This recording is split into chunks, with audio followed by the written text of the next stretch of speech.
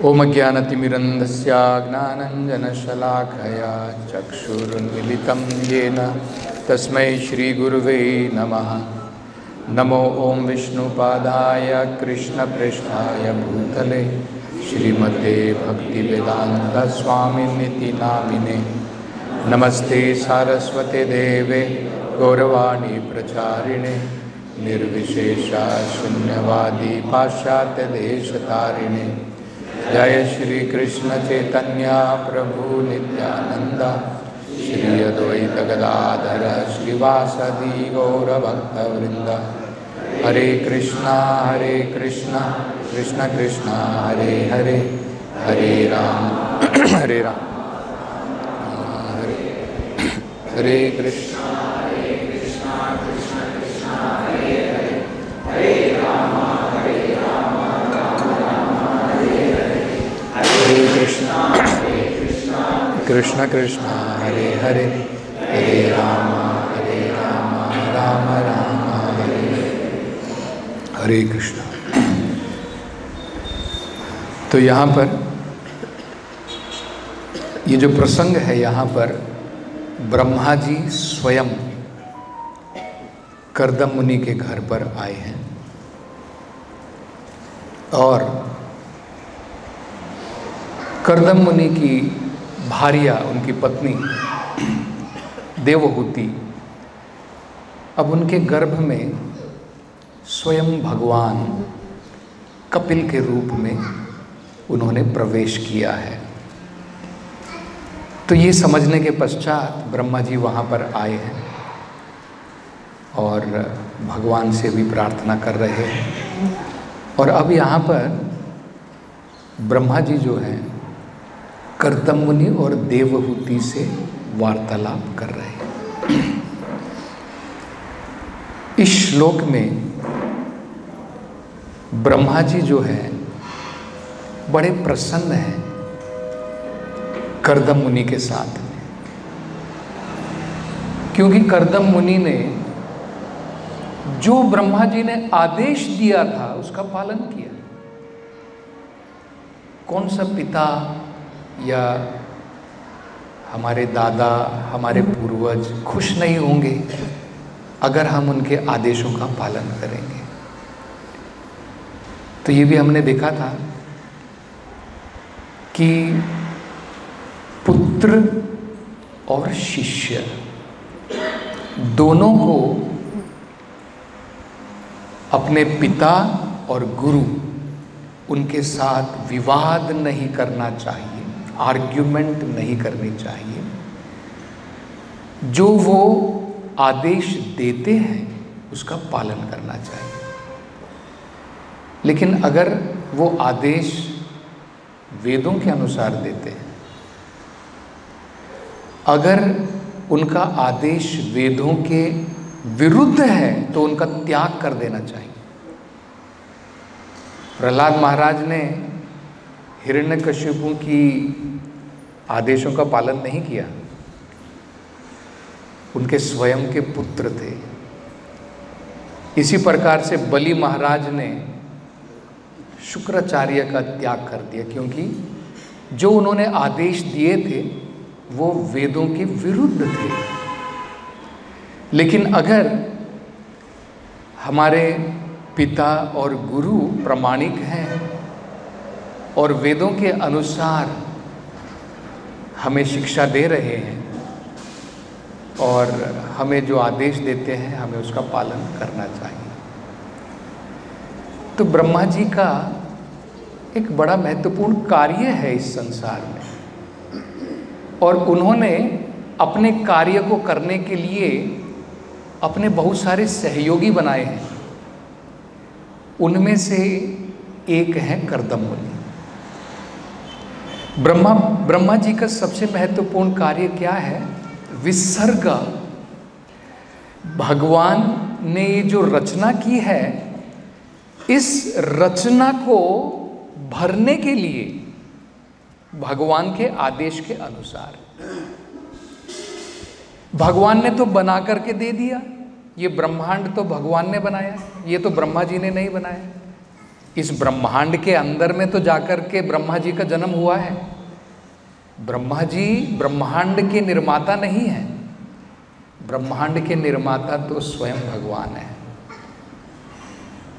कारणोदक्षाई विष्णु, महाविष्णु के शरीर से असंख्य ब्रह्मांड पैदा होते हैं।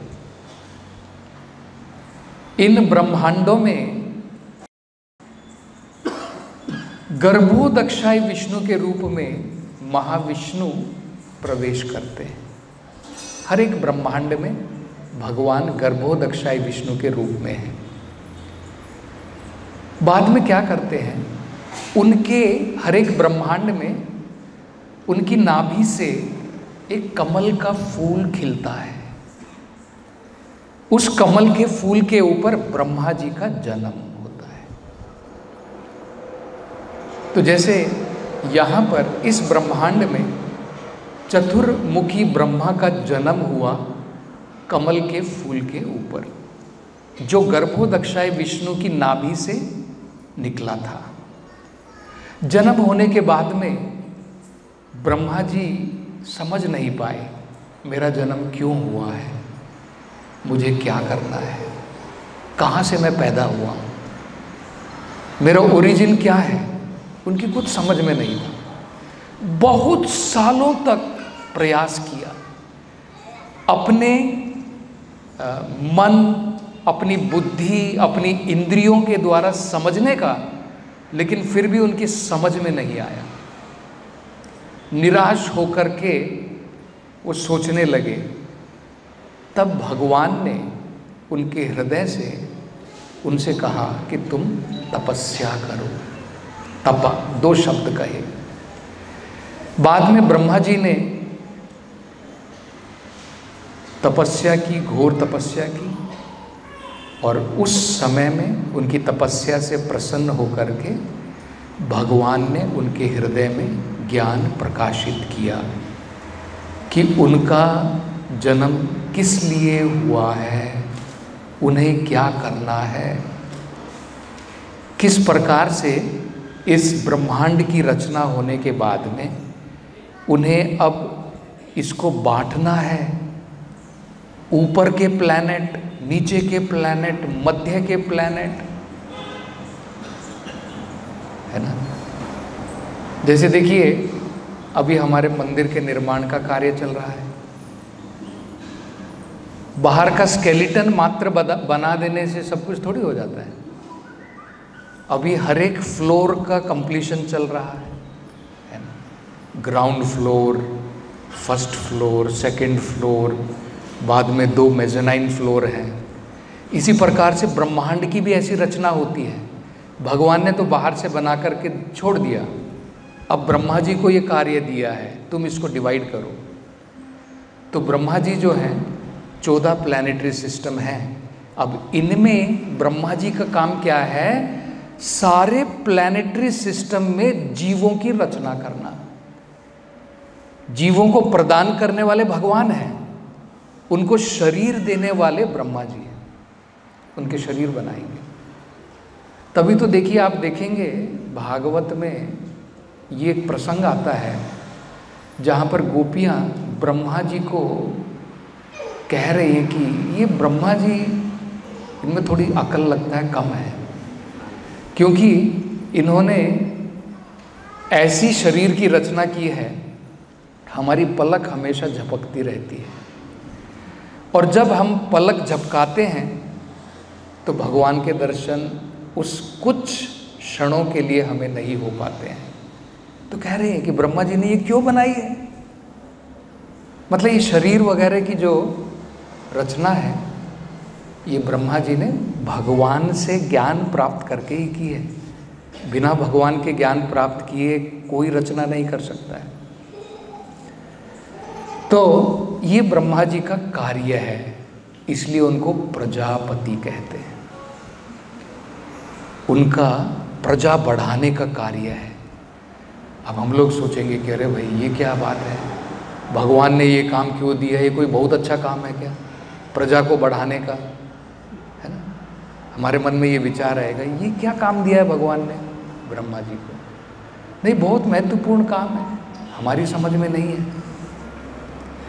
ये भौतिक संसार भगवान ने इसकी रचना क्यों की है? दो बड़े मुख्य कारण हैं। एक, हर एक जीव की इच्छा पूरी करने के लिए। भगवान बड़े दयालु हैं। सभी जीवों की इच्छा पूरी करने के लिए भगवान ने ये भौतिक रचना की है। दूसरा, ये जो हमारी बुद्धि अब भगवान से विस्मृत हो गई है, भगवान को हम भूल गए हैं, उनको भूल करके इस माया के संसार में हम अनेकों कष्ट भोग रहे हैं। उनको सही रास्ता दिखाने के लिए, ताकि उनकी भ्रमित बुद्धि जो विस्मृति हो गई है वो वापस आने के बाद हम भगवान की सेवा में लग सकें और इस टेम्परेरी संसार से बाहर निकल सकें। भगवान ने यहाँ पर परमानेंट अरेंजमेंट के लिए नहीं बनाया है, ये हमको समझना है। क्योंकि ना तो हम परमानेंट हैं, ना ये संसार परमानेंट है। भूत्वा भूत्वा प्रलीयते, ये संसार का नियम है। भूत्वा मतलब है जन्म होता है, प्रलीयते मतलब प्रलय होती है। शरीर की भी यही कहानी है, इस ब्रह्मांड की, इस विश्व की भी यही कहानी है। बार बार इसकी सृष्टि होती है और प्रलय होता है। तो ये सनातन धाम नहीं है, ये टेम्परेरी वर्ल्ड है। यहाँ पर भगवान का कुछ मुख्य कार्य है, हमारी बुद्धि को सही ठिकाने पर लगाने के लिए। इसलिए तो भगवान बार बार आते हैं। भगवान भी आते हैं, भगवान के महान भक्त भी आते हैं। तो सबसे इंपॉर्टेंट कार्य क्या है? इस संसार के जीवों को भगवत गीता, भागवत, भगवान के संदेश समझा करके अगर वो भगवत भक्ति में लग जाते हैं और इस संसार से मुक्त होकर के भगवत धाम वापस चले जाते हैं, ये सबसे इम्पोर्टेंट कार्य है। तो इसलिए ब्रह्मा जी उन जीवों को चांस दे रहे हैं, उन जीवों को चांस के लिए ये संसार की रचना की गई है, जिनकी बुद्धि भ्रष्ट हो गई है, जो भगवान से विमुख हो गए हैं। उनको सुधारने के लिए ये सृष्टि आवश्यक है। और भगवान ने यहां पर क्या कहा है, बड़ा सरल है कि जब हम इस संसार में रहें, सुखपूर्वक रहें, वेदों का पालन करें, उससे क्या होगा? दो चीजें होंगी। जब तक संसार में रहेंगे तब भी हम संतुष्टि, शांति और आनंद के साथ में रहेंगे, और जब संसार को छोड़ करके जाएंगे, इससे मुक्ति की प्राप्ति भी हो जाएगी। दोनों। इसलिए तो वेदों में कहा है सर्वे जनाः सुखिनो भवन्तु। लेकिन इसका मतलब ये नहीं है कि परमानेंटली हमें यहां पर सुखी रहना। कौन रह सकता है? कोई रह सकता है परमानेंटली? हिरण्यकशिपु ने बहुत प्रयास किया परमानेंटली रहने का, नहीं रह सकता है। ये भौतिक संसार उस प्रकार का है, आदि अंतवंत। इसकी शुरुआत है, इसका अंत होता है। लेकिन भगवान का धाम ऐसा नहीं है, वो परमानेंट है। न यस्य भास्यते सूर्यो न शशांक न पावकः यत् गत्वा न निवर्तन्ते तद्धामं परमं मम।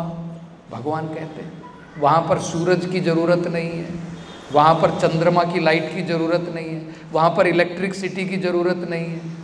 वो सनातन धाम है भगवान का। तो ये भगवान का विचार है। तो ब्रह्मा जी बड़ा इंपॉर्टेंट कार्य कर रहे हैं ना, उन जीवों को चांस दे रहे हैं, अवसर दे रहे हैं जिनकी बुद्धि भ्रष्ट हो चुकी है कि तुम संसार में जन्म लो, यहां पर सीखो, यहां पर जब कष्ट भोगोगे, जिस प्रकार से जब गवर्नमेंट एक क्रिमिनल को जेल भेजती है तो उनके ऊपर अत्याचार के लिए नहीं है, वो उनकी भ्रमित बुद्धि को सही रास्ते पर लाने के लिए है, पर उनका कार्य थैंकलेस है। जब चोर की पिटाई होती है, चोर पिटाई के बाद में बोलेगा क्या पुलिस को, थैंक यू सर? नहीं बोलेगा, थैंकलेस टास्क है, लेकिन अच्छा काम कर रहा है वो, है ना। अगर पुलिस उसको लाठी नहीं मारेगी तो उस प्रकार के गंदे कार्य करता रहेगा। तो ये हमको समझना है कि ये बड़ा महत्वपूर्ण कार्य है ब्रह्मा जी का, कोई ऑर्डिनरी कार्य नहीं है। उन जीवों को चांस देना प्रजा सृजन करके, ताकि वो यहाँ पर आ करके अपनी भ्रमित बुद्धि को सही कर सके। दोनों प्रकार से, एक माया की लाठी के द्वारा जैसे पुलिस की लाठी होती है, और दूसरी भगवान के संदेशों के द्वारा जो भगवत गीता भागवत के रूप में है, इनका प्रयोग करके।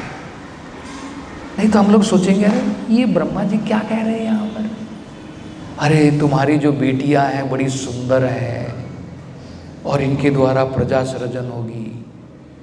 ब्रह्मा जी खुश हैं।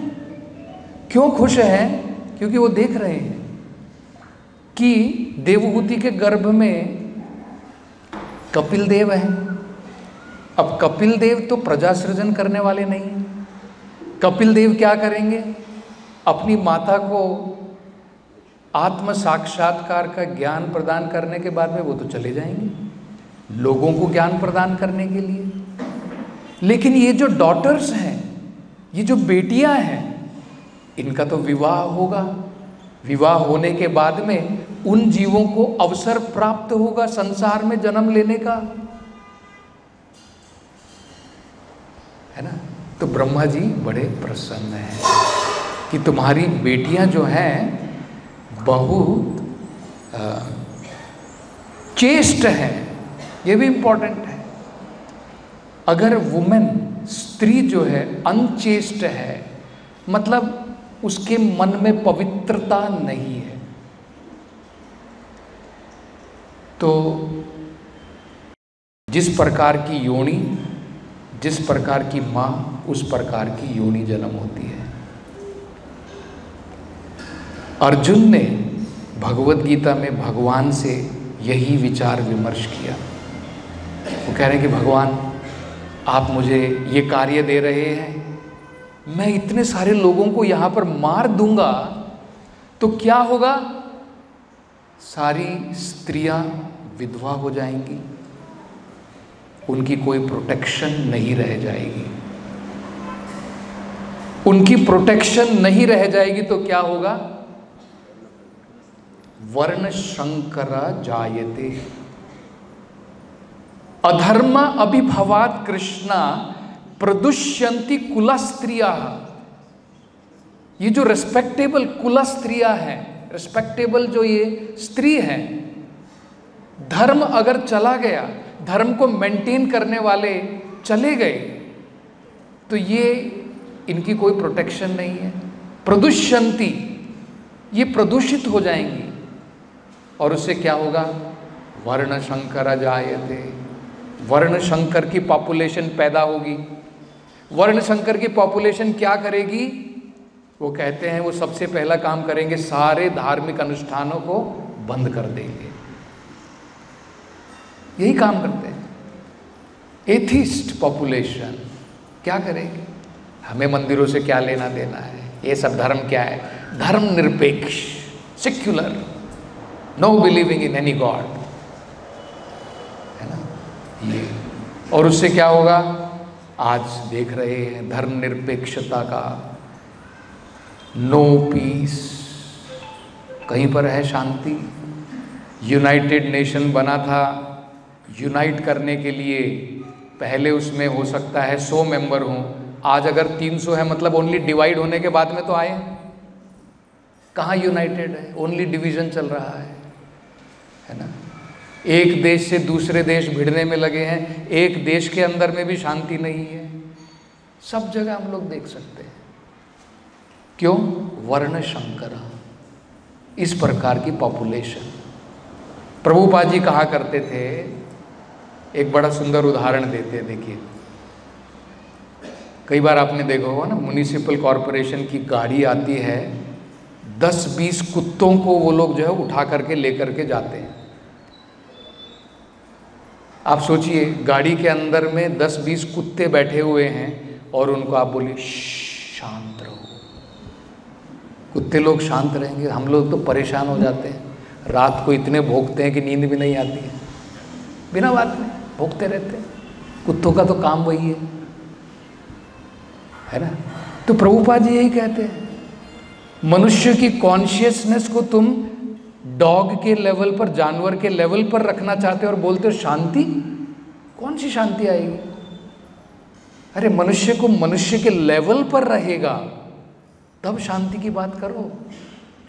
उनकी चेतना तो तुम लोगों ने कुत्तों की भांति रखी हुई है और सोच रहे कि शांति लाएंगे। कहाँ से शांति होगी, है ना। तो अच्छी पॉपुलेशन की बात कर रहे हैं यहाँ पर ब्रह्मा जी, वर्ण संकर बढ़ाने के लिए नहीं कर रहे हैं। ये तो वेदों में भी कहा है, बहुत इंपॉर्टेंट इंस्ट्रक्शन है सभी गृहस्थों के लिए। पिता सन स्यात्, मात्र सन स्यात्, पति सन स्यात्, गुरु सन स्यात्, न मोचयेत यह समुपेत्य मृत्युम। अगर तुम अपने डिपेंडेंट को, अपने डिपेंडेंट जैसे बच्चे माता पिता के ऊपर डिपेंडेंट है, शिष्य गुरु के ऊपर डिपेंडेंट है, वो कहते हैं अगर तुम अपने डिपेंडेंट को इस संसार के मृत्यु सागर से नहीं निकाल सकते हो, पिता मत बनो, माता मत बनो, गुरु मत बनो, देवता मत बनो। तो ये बड़ा महत्वपूर्ण कार्य है जो ब्रह्मा जी कर रहे हैं। अच्छी जनसंख्या, गुड पॉपुलेशन, इसके लिए ही तो इतने सारे संस्कार होते हैं।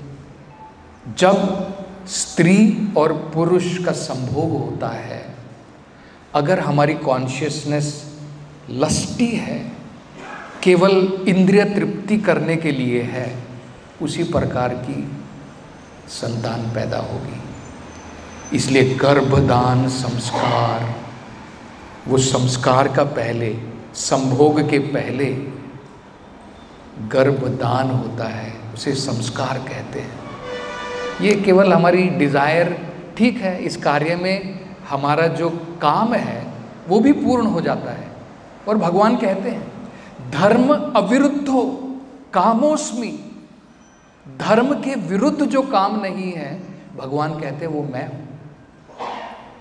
तो इस प्रकार से अच्छी पॉपुलेशन होती है। और ब्रह्मा जी उसी की बात यहाँ पर कर रहे हैं कि तुम्हारी जो 9 बेटियां हैं बड़ी सुंदर हैं, and at the same time they are very chaste, पवित्र है। इनसे जो जनसंख्या बढ़ेगी, जो सृजन करेंगे, it will be very good population. आपको खुशी होगी कि नहीं? आप माता पिता हैं, सोचिए आपके बेटे की शादी हुई है, अगर वो संतान ऐसी पैदा करते जो नालायक नंबर 1 है, जो कलंक है अपने परिवार के ऊपर, आप तो बड़े दुखी हो जाएंगे, अरे भाई ये तो सत्यानाश कर दिया। और अगर वो संतान बढ़िया है, आपका नाम रोशन कर रही है, बढ़िया कार्य कर रही है, आप तो बड़े खुश हो जाएंगे, वाह वेरी गुड। यही है ब्रह्मा जी, प्रसन्न है, ही इज वेरी हैप्पी कि बढ़िया प्रकार की प्रजा सृजन होगी। लेकिन सृजन होने के बाद में ये बहुत महत्वपूर्ण समझना, हमें जानवरों की तरह प्रजा सृजन नहीं करनी है, वेरी इंपॉर्टेंट। ऐसे बहुत सारे केसेस है। देखिए, भगवान शिव जब प्रजा सृजन करने के लिए गए तो कौन पैदा हुए? भूत, प्रेत, पिशाच, ये सब पैदा हो रहे थे। तुरंत ब्रह्मा जी ने कहा, बेटा वेट करो, अभी तुम्हारा टाइम नहीं आया है। जब तुम्हारा टाइम आएगा, जब तुम्हारी सर्विस की जरूरत पड़ेगी, तब मैं तुम्हें बुलाऊंगा। अभी तुम्हारी सेवा की जरूरत नहीं है। तुम्हारी सेवा प्रजा सृजन करने के लिए नहीं है, तुम्हारी सेवा की जरूरत पड़ेगी प्रलय करने के लिए। यू डोंट क्रिएट, बिकॉज ये प्रकार की पॉपुलेशन बढ़ाने का कोई फायदा नहीं है। ठीक है। दूसरा हम देखते हैं भागवत में, दक्ष जो है वो भी प्रजा सृजन करने के लिए गए। उन्होंने अपने मन से देवताओं का सृजन किया, असुरों का सृजन किया, मानवों का सृजन किया, पशुओं का, इन सब का सृजन किया। लेकिन उन्हें महसूस हुआ, उन्हें अनुभव हुआ कि ये सही प्रकार की सृष्टि नहीं हो रही है। Let me stop. तुरंत उन्होंने वो कार्य रोक दिया और वो घोर तपस्या के लिए चले गए। पहले अपना अस्तित्व शुद्ध करने के लिए। ये छठे कैंटो में आता है, 6th कैंटो। वहाँ पर भगवान उनसे प्रसन्न होते हैं। वो हंस गुह्य प्रार्थना करते हैं भगवान से। ये प्रार्थना आती है 6ठे स्कंद में, हंस गुह्य प्रार्थना। और बाद में भगवान कहते हैं कि एक स्त्री है जो अत्यंत सुशील है, तुम उनसे विवाह करो और तब प्रजा का सृजन करो। भगवान से आशीर्वाद प्राप्त करने के बाद में दक्ष जो है उसके बाद प्रजा सृजन प्रारंभ करते हैं। सबसे पहले दक्ष ने 10,000 जो है संतानें पैदा की। 10,000। उनका नाम था हर्यश्वास। तो आगे की सृष्टि रचाने के लिए, आगे प्रजा को बढ़ाने के लिए दक्ष ने उनको आदेश दिया, तुम विंध्या पर्वत पर जाओ और वहां पर जाकर के अपने अस्तित्व को शुद्ध करो, तपस्या करो और उसके बाद मेरे आदेश के अनुसार तुम प्रजा सृजन करो। तो ये 10,000 दक्ष के पुत्र हर्यश्वा ये घोर तपस्या में लग जाते हैं। दिन प्रतिदिन वहाँ पर पवित्र नदी में स्नान करके, भगवान के नाम का उच्चारण करके। तो वहाँ पर नारद जी आते हैं। नारद जी देखते हैं कि भाई ये तो बहुत बढ़िया बात है। ये 10,000 बच्चे जो हैं दक्ष के, इनकी कॉन्शियसनेस काफ़ी ऊंची है। तपस्या करके इन्होंने अपने जीवन को शुद्ध किया है। तो उन्होंने सोचा इनको क्या ज़रूरत है घरेलू जीवन में पढ़ने की, क्योंकि मनुष्य जीवन सबसे महत्वपूर्ण है। मनुष्य जीवन में अगर हम इन भौतिक कल्मशों से अनासक्त होकर के भगवान की भक्ति कर सके तो बहुत बढ़िया बात है। वही तो हमारा अंतिम लक्ष्य है। भगवान भी तो यही कह रहे हैं भगवत गीता में, सर्वधर्मान परित्यज्य माम एकम शरणम व्रज, मेरी शरण में आ जाओ। सब कुछ छोड़ करके, बाकी सभी अनेकों प्रकार के धर्म छोड़ करके। तो ये बड़ा महत्वपूर्ण कार्य था। नारद मुनि गए और इन हर्यश्वों से कहा कि प्यारे पुत्रों, क्या तुम्हें अपने पिता का आदेश पता है? क्या तुम्हें अपने असली पिता के आदेश का ज्ञान है? बिना अपने असली पिता के आदेश के ज्ञान के तुम क्या प्रजा सृजन करोगे? क्योंकि वो लोग तो आए थे अपने पिता की बात सुन करके कि हमें प्रजा सृजन करनी है, पहले अपना जीवन शुद्ध करना है, बाद में प्रजा सृष्टि करेंगे। तब उन्होंने विचार किया, नारद जी ने ये क्या कह दिया, हम तो पिताजी की बात सुन करके ही तो आए थे। तब उन्होंने विचार किया कि असल में वेदों के अनुसार 2 जन्म होते हैं। एक जन्म हमारे नॉर्मल पिता के द्वारा होता है, दूसरा जन्म होता है स्पिरिचुअल मास्टर के द्वारा।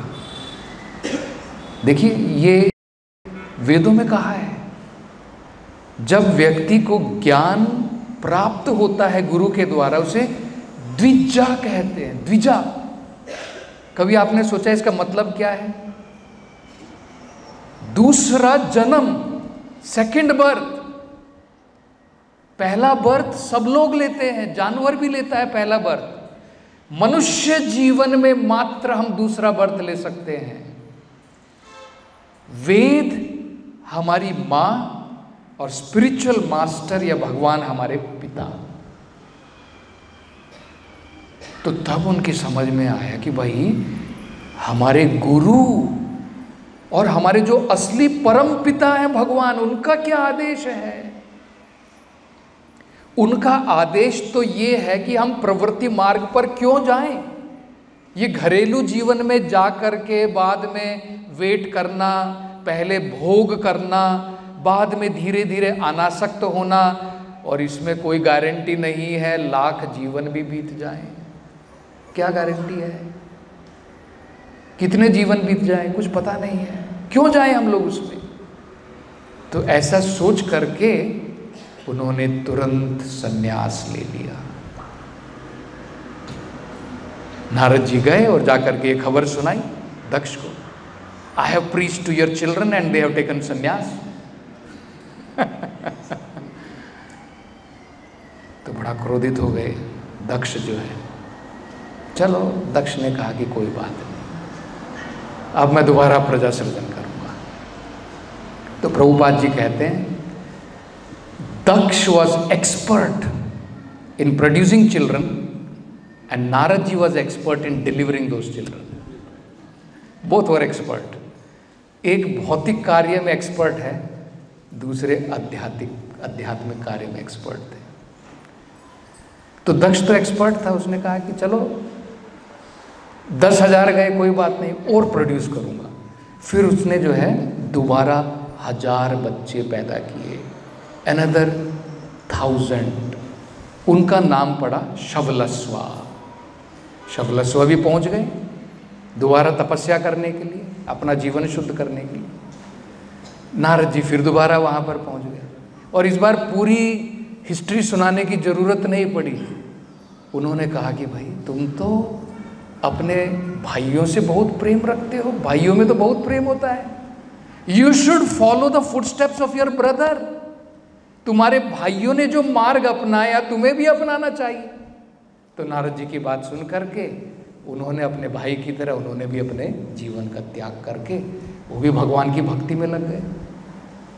नारद जी दोबारा पहुंच गए, मैंने तुम्हारे 1000 बच्चों को भी डिलीवर कर दिया है। इस बार तो क्रोध में आकर के ही फेंटेड, मूर्छित हो गए दक्ष कि भाई पहले 10,000 गए, अब 1,000 बच्चे भी गए। और बाद में जो है ही कर्सेस नारदा, नारदा को जो है वो शाप देते हैं। पहले वो कहते हैं, हे नारद, तुम साधु की ड्रेस में हो लेकिन तुम असाधु हो। मैं घरेलू जीवन में हूं लेकिन मैं साधु हूं। तो देखिए प्रभुपाद जी इस विषय में बताते हैं कि इसमें कोई डाउट नहीं है कि दक्ष भी साधु था, दक्ष भी साधु है, फैमिली मैन भी साधु बन सकता है, कोई डाउट नहीं है। हमें ऐसा नहीं सोचना कि फैमिली मैन साधु नहीं बन सकता। तो जो दक्ष कह रहे हैं बिल्कुल सही है, लेकिन नारद जी को असाधु कहना वो गलत है। वो उनकी फॉल्ट फाइंडिंग टेंडेंसी थी, गलती ढूंढने की टेंडेंसी। भगवान के इतने प्रामाणिक भक्त उनको असाधु कह रहे हैं, क्योंकि इनकी समझ में नहीं आया, दक्ष की समझ में नहीं आया कि मैं अपना कार्य कर रहा हूं और नारद जी अपना कार्य कर रहे हैं। उनको थोड़ी मैं कह सकता हूं कि अपने सेल्फिश, उसके लिए मैं कह दूं कि भाई तुम अपना कार्य मत करो। अब नारद जी का तो ये सबसे महत्वपूर्ण कार्य है, क्योंकि वेद कहते हैं अगर कोई निवृत्ति मार्ग पर चल सकता है उसे प्रवृत्ति मार्ग में प्रवेश करने की जरूरत नहीं है। पहले 25 साल ब्रह्मचार्य, 25 साल के बाद में अगर उस बालक को लगता है कि मैं बिना गृहस्थ जीवन में प्रवेश किए मैं अपना जीवन इसी प्रकार से चला करके भगवान की सेवा कर सकता हूं, वेदों के अनुसार कोई जबरदस्ती नहीं है। ऐसे बहुत सारे उदाहरण हैं जो अखंड ब्रह्मचारी हैं, भीष्म पितामह है, नारद जी स्वयं हैं, ऐसे बहुत सारे उदाहरण हैं, शुकदेव गोस्वामी हैं। लेकिन अगर उसकी प्रवृत्ति इस प्रकार की है, उसे लगता है कि नहीं मेरे लिए कठिन है, तो उसी डिटैचमेंट स्पिरिट के साथ उसे गृहस्थ जीवन में प्रवेश करना चाहिए। उसमें प्रवेश से पहले 25 साल का ब्रह्मचार्य बहुत महत्वपूर्ण है। अन्यथा वेद कहते हैं कोई व्यक्ति अगर बिना ट्रेनिंग के गृहस्थ जीवन में प्रवेश करता है वो गृहस्थ जीवन नहीं है, ग्रह मेधी कहलाएगा। और प्रहलाद महाराज कहते हैं ग्रहम अंधकूपम, it is a blind well. जो भी मैरिड है आपको नहीं समझना है कि सब गृहस्थ हैं, दो जीवन होते हैं, गृहस्थ ग्रह मेधी। गृहस्थ का जीवन का मतलब है ये भी एक आश्रम है, वहां पर भी सेंटर भगवान है, ब्रह्मचारी आश्रम में भी सेंटर भगवान है, वानप्रस्थ में भी भगवान सेंटर है, सन्यास में भी भगवान सेंटर है। इसलिए इन चारों को आश्रम कहते हैं। लेकिन जब व्यक्ति अपनी काम वासनाओं को सेंटर बनाता है, मैं मेरा परिवार बस यही है, तो वेद कहते वो गृहस्थ जीवन नहीं है, वो पशुओं के समान जीवन है, ग्रहम अंधकूपम। और वेद कहते हैं वो इतना गहरा कुआं है, अंधकूपम। अंधकूपम का मतलब होता है, कभी कभी आपने देखा होगा कि गांवों में या कहीं पर जंगल में बाहर से ऐसा लगेगा ग्राउंड है, उसके ऊपर घास जम जाती है, आप पांव रखते हैं सीधा अंदर, इतना गहरा और अंधकार है, कोई नहीं देख सकता आपको कि कहां पर आप पड़े हुए हैं, और इतना गहरा है कि आप बाहर नहीं निकल सकते।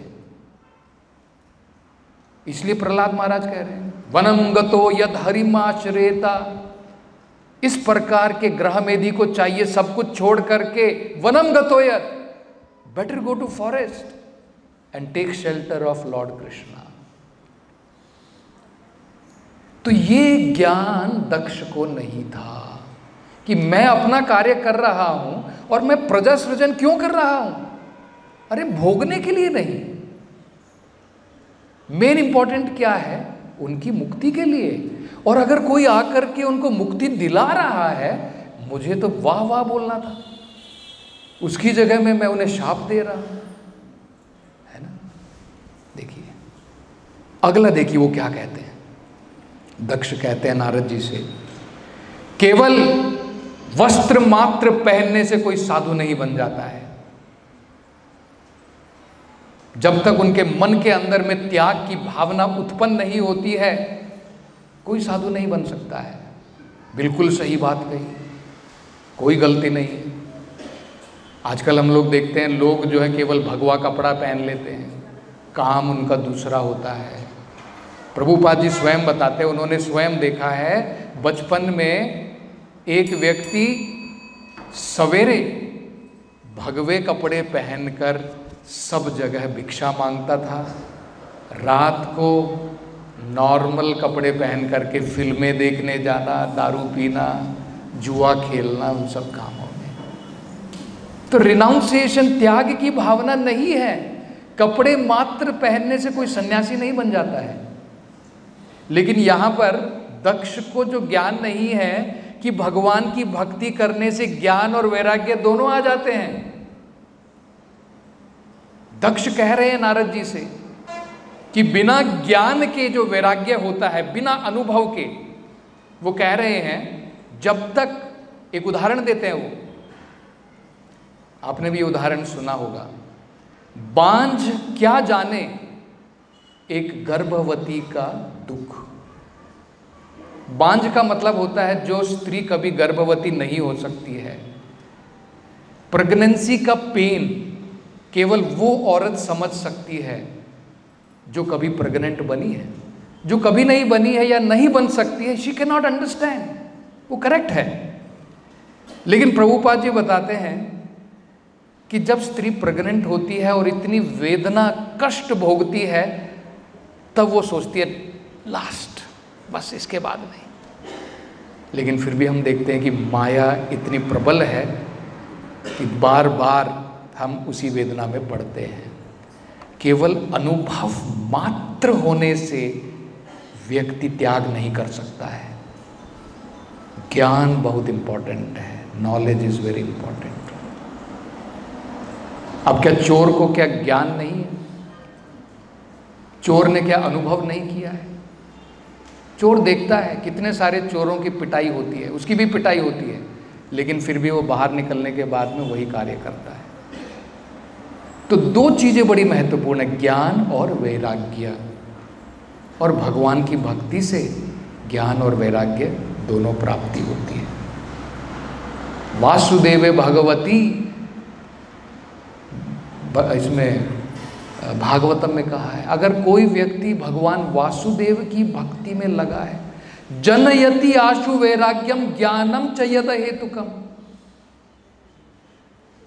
वैराग्य और ज्ञान ज्यादा देर नहीं, बहुत जल्दी उस व्यक्ति के अंदर में प्रकट होते हैं। तो ये हमको समझना है।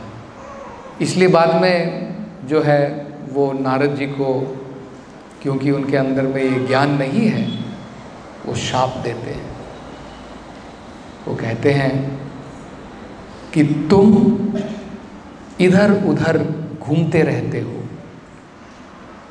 तो मैं तुम्हें बोलता हूं, कहीं पर भी तुम्हें ठिकाना नहीं मिलेगा। नारद जी कहते हैं इति बाद्धम, वेरी गुड, बहुत बढ़िया, मैं स्वीकार करता हूं। क्योंकि भगवान का भक्त तो यही चाहता है, हमें क्या है, कहाँ पर जाकर के ठिकाना बनाना है, टेम्परेरी वर्ल्ड में क्या ठिकाना है ना?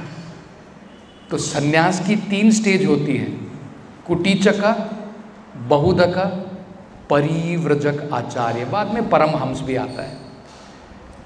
तो नारद जी को तो बड़ा अच्छा था। परिव्रजक आचार्य का मतलब है जो एक स्थान पर नहीं रुकता है, सब जगह जाकर के भगवान की ग्लोरीज, महिमा लोगों को सुनाता है। और प्रभुपाद जी कहते हैं मैं भी, क्योंकि नारद जी की परंपरा में हूँ, मुझे भी ये शाप लगा हुआ है, क्योंकि मैंने भी नारद जी का ये काम किया है, बहुत सारे लोगों को ब्रह्मचारी बनाया है। तो दक्ष की भांति बहुत सारे पिताजियों ने मुझे भी शाप दिया है कि मेरे 108 मंदिर हैं, लेकिन कहीं पर भी 1 या 2 दिन से ज़्यादा मेरा ठिकाना नहीं है।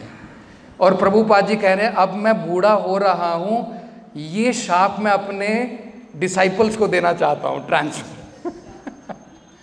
अब तुम ले लो ये शाप, मैं किताबें लिखता हूँ और तुम लोग सब जगह जाकर के भगवान के नाम का प्रचार। ग्रंथराज श्रीमद् भागवतम की जय, जगत गुरु श्रील प्रभुपाद की जय।